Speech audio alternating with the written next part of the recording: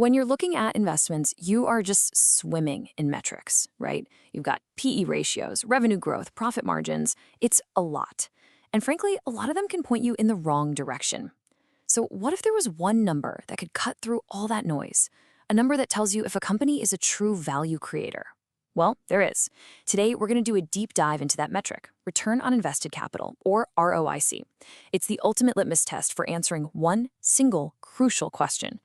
And that question is this: is this business actually creating wealth, or is it just spinning its wheels? It's surprisingly common for a company to grow its revenue like crazy, while at the same time actually destroying shareholder value. ROIC is specifically designed to sniff that out. Think of it as the final report card on how well management is using your money. So here's our game plan for today. We're going to start with the what and the why of ROIC. Then, just like a consultant, we're going to break it down into its core components, profit and capital. After that, we'll get to the golden rule that makes this metric so incredibly powerful, and we'll even apply it to a real company. And finally, we'll cover the caveats you absolutely need to know. Let's jump in. All right, part one, the value creation engine. Before we get into any of the math, we have to lay the groundwork. What exactly is ROIC? And why do so many top analysts consider it their North Star for judging a business? At its very core, return on invested capital is all about one thing: efficiency. See, a business gets its money from two places: shareholders, that's equity, and lenders, that's debt.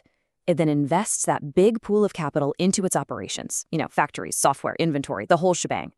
ROIC measures with incredible precision how good management is at turning every single dollar of that capital into cold, hard profit.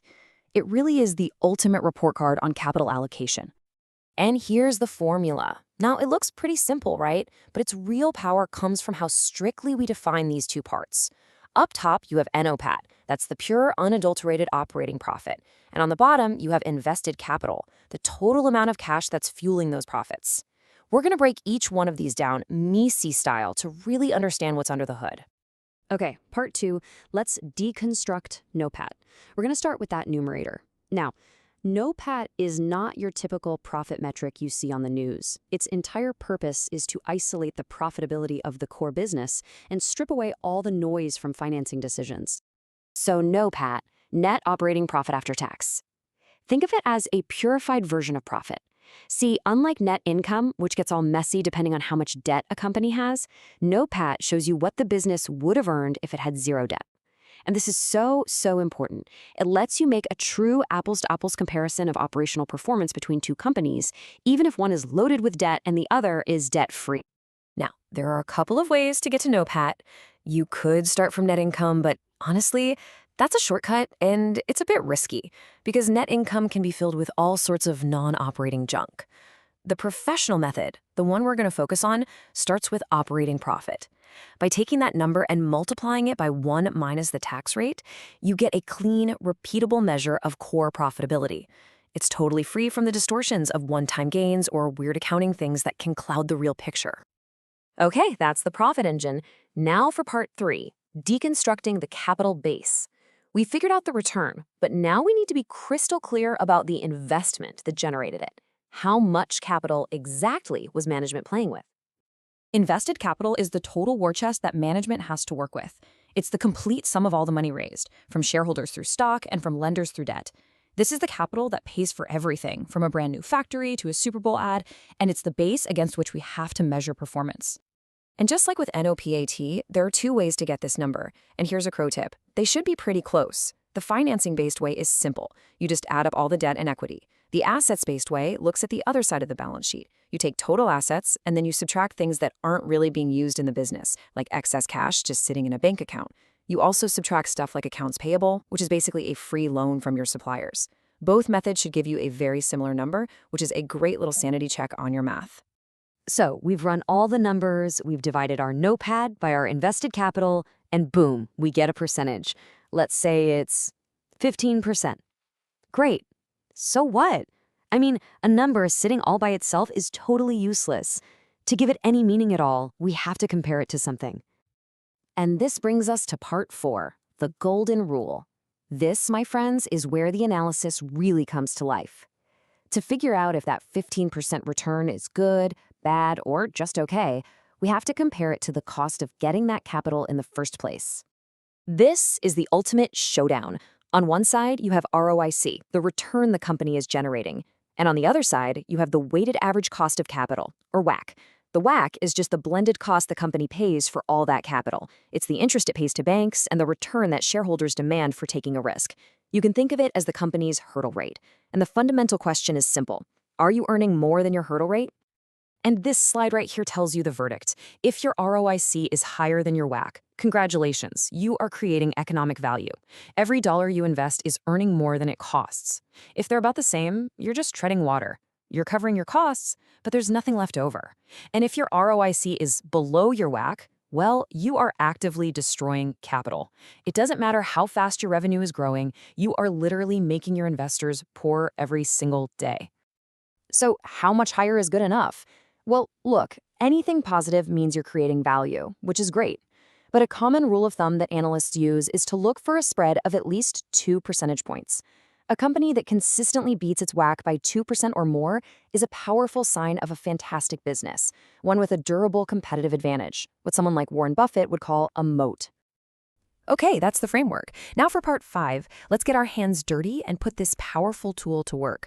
We're going to walk through a quick, real-world analysis to see how all these concepts actually play out with a real company's financial statements.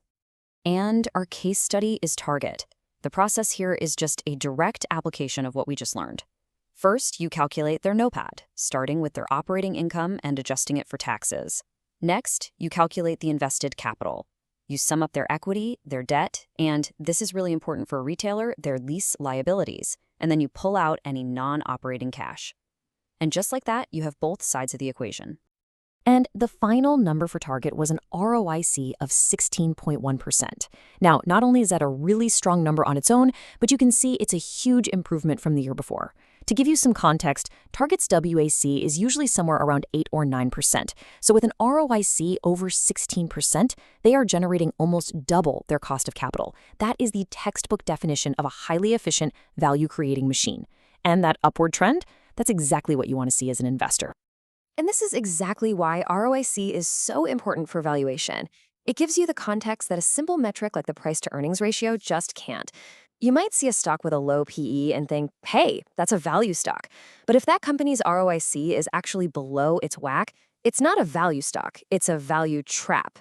On the flip side, a business that consistently cranks out a high and rising ROIC absolutely deserves to trade at a premium because it's proven it can compound capital like a champion. Now, for our last section. Look, ROIC is an incredibly powerful tool, but it is not a silver bullet. Any good analyst, any good consultant knows the limits of their tools. So let's be really clear about what ROIC doesn't tell you. Here are the big caveats. First, ROIC matters most for businesses that use a lot of capital. Think manufacturing or energy. For an asset-light business like a consulting firm, other metrics might tell a better story. Second, the company-wide ROIC is just an average. It could be hiding one division that's knocking it out of the park and another that's a total dog. And finally, and this is the most critical one, ROIC is a snapshot of the past. It's like driving by looking only in the rearview mirror. It tells you how well the company did, not how it will do. This quote really nails the right way to think about this.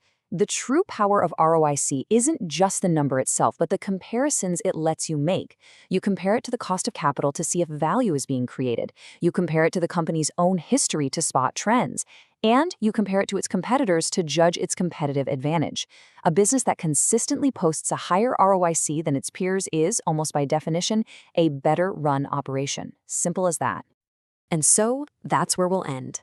ROIC is the definitive report card on a company's past performance.